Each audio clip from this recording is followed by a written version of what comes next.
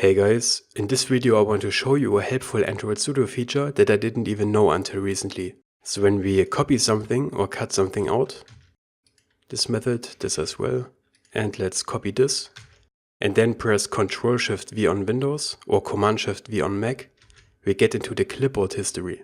And here we can see the last 5 items we copied. We can navigate through them with the arrow keys. We can see the whole code that we copied here. We can select them by pressing Enter or any of those numbers here. And we can also filter them if we type something in. If you want to increase the number of those items to more than 5, you can do this as well.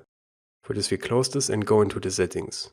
File, Settings, and here we go to Editor, General. And down here we have maximum number of contents to keep in clipboard. We can increase this to 10 for example. Then let's copy some more text. This and this and this. And when we press Ctrl+Shift+V again, we now have more items. I hope this quick tip is gonna help you, and don't forget to subscribe for more Android Studio tips and tricks. Take care.